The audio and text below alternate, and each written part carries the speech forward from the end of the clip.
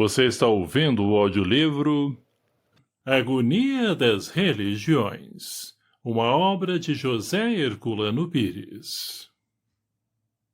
Capítulo 7 do Princípio Inteligente. Tratei até agora da relação direta do pensamento de Deus com a matéria. Essa relação é necessária da mesma maneira que é necessária a relação direta do pintor com o quadro que ele executa e, portanto, do trabalho que ele realiza no quadro, orientado pelo seu pensamento. Na verdade, o seu pensamento se projeta no quadro e ali se materializa, passa do plano do inteligível para o plano do sensível. Ao completar sua obra, cessa a relação direta ou ativa, mas permanece a relação passiva ou indireta. Assim, a relação direta caracteriza o ato de pintar ou de criar. Pode-se alegar a existência de intermediários: as mãos, a palheta e o pincel, a tinta. Mas convém lembrar que todos esses instrumentos fazem parte da obra em execução sobre a qual o pensamento do pintor atua diretamente. Na ação de Deus sobre a matéria, o processo é o mesmo. O pensamento divino aglutina a matéria, dando-lhe estrutura, através da qual temos a passagem do pensamento do plano do inteligível para o plano do sensível. Uso a divisão de Platão neste sentido. O inteligível é o intelecto divino, e o sensível é o plano do sensório, das sensações humanas. Dessa maneira, Deus materializa o seu pensamento para atingir a sensibilidade do campo material em que o homem vai ser criado. No fiat ou ato inicial da criação, temos a ação direta e ativa do pensamento divino estruturando a matéria. Uma vez formada essa estrutura, surge um elemento novo que é designado pela expressão princípio inteligente. O pensamento divino ligado à matéria adquire autonomia sem com isso desligar-se da fonte que o alimenta. Transforma-se na mônada, elemento básico e estrutural da matéria, de que são compostas as próprias partículas atômicas.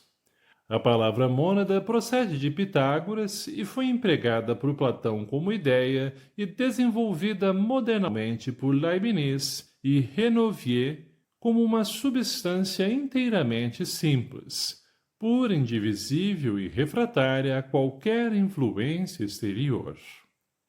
A mônada é dotada de uma força interior que a transforma, de potencialidades que se desenvolvem continuamente e de capacidade de percepção e vontade. As mônadas são diferentes entre si no tocante a essas potências internas. Essas correlações filosóficas são necessárias para se entender o que é o princípio inteligente da concepção espírita. Trata-se, como se vê, do princípio básico de toda a realidade, responsável pela formação dos reinos da natureza, pelo desenvolvimento da vida e de todas as faculdades vitais e anímicas dos seres. O admirável poder de intuição dos gregos captou não só a existência dos átomos, como também a das mônadas, que a ciência atual já está conseguindo atingir nas profundezas da misteriosa estrutura da matéria, na pesquisa sobre as partículas atômicas. A teoria espírita do princípio inteligente é explicada de maneira sintética em O Livro dos Espíritos. No item 23 dessa obra, lemos o seguinte: que é o espírito? É o princípio inteligente do universo. Seguem-se outras explicações nas quais a inteligência se define como um atributo essencial do espírito. Geralmente confundimos a substância, espírito, com a inteligência, que é seu atributo. Colocado assim o problema, parece-me explicada a razão pela qual os espíritos superiores não esmiuçaram essa questão fundamental.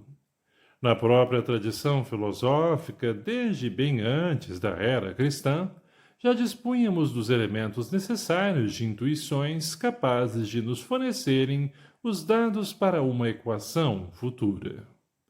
Faltava-nos, porém, o desenvolvimento, que só mais tarde poderia ocorrer, das pesquisas científicas em profundidade. Atualmente, já podemos compreender com mais clareza a dinâmica do processo criador. A teoria filosófica da mônada, que antes poderia ser considerada como simples hipótese inverificável, adquire hoje a condição de uma teoria científica ao alcance da comprovação pela pesquisa. Teorias como a do físico inglês Dirac, por exemplo, segundo a qual o universo está mergulhado num oceano de elétrons livres, ou a dos físicos soviéticos de que esse oceano parece ser de uma luz violácea proveniente dos primórdios da criação, mostram-nos as possibilidades novas que as pesquisas espaciais estão abrindo nesse campo. O mesmo se pode dizer da teoria dos campos de força que preenchem todo o espaço sideral.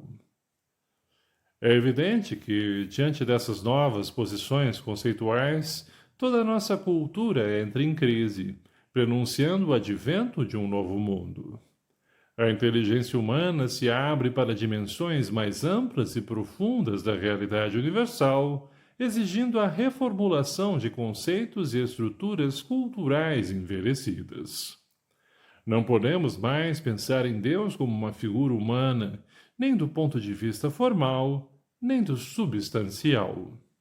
Só podemos considerá-lo como o ser absoluto, como a inteligência suprema, mas, assim mesmo, sem lhe atribuir nenhuma das limitações humanas. Os teólogos do cristianismo ateu, da teologia radical da morte de Deus, sentem isso na própria pele, mas lhes faltam os dados para uma equação mais positiva do problema. Divagam através de suposições ameaçadoras e caem irremediavelmente num torvelinho de contradições.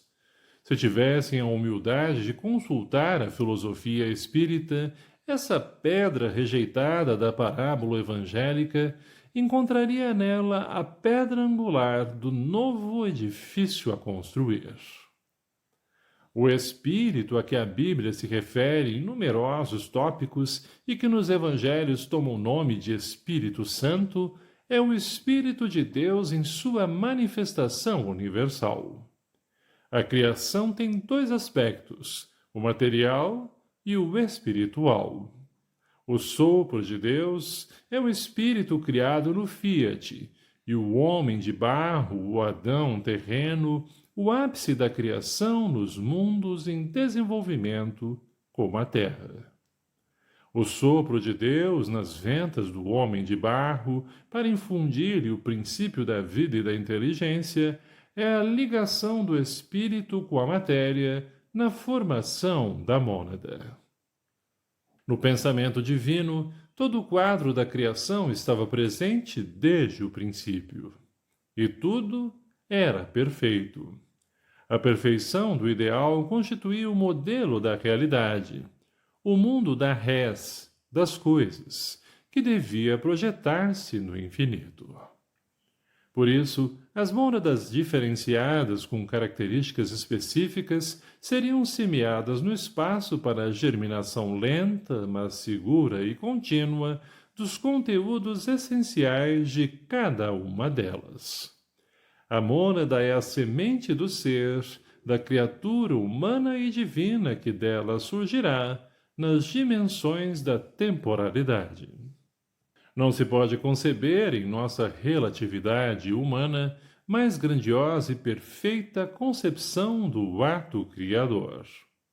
Podemos perguntar por que Deus, que é o supremo poder, precisa do tempo para realizar essa obra gigantesca. Mas o Espiritismo ensina que a nossa relatividade decorre de necessidades nossas, e não de Deus. O que para nós são séculos e milênios, para Deus pode ser apenas aquele instante que, para Kierkegaard, era um encontro do tempo com a eternidade. Um instante de profundidade e extensão imensas que resume para o homem todas as suas existências nas duas dimensões do universo que hoje nos são acessíveis, a espiritual e a material. É, sem dúvida, espantoso pensar como Gustave Geley, que tudo quanto consideramos inconsciente, desde o grão de areia aos mundos que giram em torno dos sóis, possui a potencialidade da consciência em desenvolvimento no seu interior. Mas quando compreendemos que a mônada, síntese de espírito e matéria, é uma unidade infinitesimal sobre a qual se apoia toda a realidade, o que corresponde à concepção atômica da ciência em nossos dias, nossa mente começa a abrir-se para um entendimento superior. Se o poder do átomo nos espanta, a potencialidade da mônada nos aturdiria. E ambos esses poderes nada mais são do que fragmentos do poder de Deus. Quando pensamos nisso, a teoria do princípio inteligente começa a revelar-nos a grandeza da doutrina espírita. E, no entanto, os seus fundamentos estão nos princípios evangélicos sobre os quais milhares de teólogos, filósofos, místicos e pregadores escreveram e falaram sem cessar, numa catadupa de páginas e palavrórios ao longo de 2000 anos. Essa opacidade da inteligência humana, esse embotamento da capacidade de compreensão, poderia fazer-nos descrer das potencialidades do princípio inteligente se não soubéssemos que o instinto gregário do homem o leva à imitação e à repetição dos papagaios. Quando Kardec se atreveu, utilizando-se de todos os recursos de sensatez e equilíbrio, apoiando-se na cultura do século XIX, para não provocar reações precipitadas que lhe prejudicariam uma obra, a publicar o Livro dos Espíritos, todos os anátemas da religião, da ciência e da filosofia caíram sobre ele como as bombas norte-americanas sobre o Vietnã. Somente agora se abre uma perspectiva favorável em todos aqueles campos reacionários para uma possível compreensão do seu gigantesco trabalho de reposição das coisas em seus lugares. Mas então aparecem os que pretendem reformar, atualizar e tecnilizar as suas obras em vez de estudá-las e aprofundar-lhes o sentido. Isso nos prova o quanto necessitamos do tempo para que a mônada oculta se abra e se atualize em nós. Todas as coisas têm sua origem no mundo das ideias, como Platão, levado pelas mãos de Sócrates, percebeu claramente. Nos planos superiores do universo, não se usa a linguagem articulada das hipóstases inferiores. Fala-se do pensamento na linguagem telepática pura. Sócrates descobriu essa linguagem ao encontrar o conceito no fundo de cada palavra. Podemos assim conceber que a linguagem de Deus seja puramente mental. Na mente divina, a ideia do universo delineia-se perfeita, mas a projeção dessa ideia no plano inferior da matéria tem de vencer os obstáculos e as resistências da materialidade. Foi o que Hegel viu e descreveu com precisão em sua teoria estética, mostrando a luta do belo para se sobrepor, no tempo, às imperfeições materiais.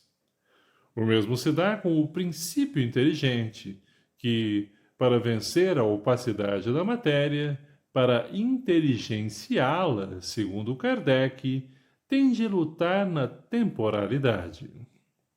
Mas podemos perguntar por que Deus não fez em condições transparentes a matéria ao invés de opaca. O Espiritismo explica que a matéria se torna transparente na proporção em que visualizamos os planos superiores, de tal maneira que a confundimos com o espírito. Isso nos mostra que a técnica dos contrastes desaparece naquilo que Buda chamou de nirvana e que a nossa apoucada inteligência considerou como o nada. Kant teve razão ao localizar os limites da razão humana no momento em que cessam as contradições dialéticas. Mas, nesse momento, nessa linha divisória entre o mundo real e o mundo ideal, começa a razão angélica. Os homens transformados em anjos, não com asas nem com estrelas na fronte, mas com a mente e o coração purificados, passam a ver e a compreender a realidade pela intuição direta e global. Nesse momento, descobrem a perfeição do universo, aquela perfeição que, desde o princípio, estava na concepção ideal de Deus, mas que das hipóstases materiais tornava-se irreconhecível como a Vênus do Milo coberta de terra e lama quando a arrancaram do subsolo. O próprio tempo desaparece nesse momento. Não há mais necessidade do véu de ísis da temporalidade para encobrir a verdade das coisas e dos seres. Mergulhamos no eterno, que não é estático e inerte como supomos, mas tem a dinâmica e a lucidez de que o pensamento nos pode dar um vago exemplo. Kardec verificou em suas pesquisas espíritas que a esquematização do sensório humano, com a divisão das faculdades sensoriais em órgãos específicos e rigidamente localizados no corpo, não existe para os espíritos libertos das impressões materiais. Os espíritos percebem, veem e sentem de maneira global por todo o seu ser, em sintonia com toda a realidade. As deslocalizações e transferências das sensações nas práticas hipnóticas comprovam, em nosso plano, a veracidade dessa descoberta efetuada nas suas pesquisas mediúnicas. Seu ensaio sobre a sensação nos espíritos, que se encontra no livro básico da doutrina, é uma peça de esclarecimento lúcido e didático desse problema. As pesquisas atuais da parapsicologia, que até agora só puderam refazer o caminho percorrido por Kardec, representam uma confirmação da validade das suas afirmações de mais de um século. Apesar disso, e no interesse inferior da defesa de posições sectárias, toda uma multidão de falsos cientistas se empenha na tarefa ingrata de desmentir o espiritismo através de capciosos argumentos temperados na panela da mentira ou nos caldeirões da trapaça diabólica. Mas nada disso impedirá que a verdade triunfe, pois a verdade existe por si mesma e não pede licença a nenhum censor religioso ou ateu para se revelar como ela é aos olhos de todos os que se fizerem dignos dela. Olá, pessoal! Curtam o vídeo para sabermos que gostaram e não esqueçam de se inscrever no canal e compartilhar com familiares, amigos e conhecidos. Que Deus abençoe a todos. Obrigado.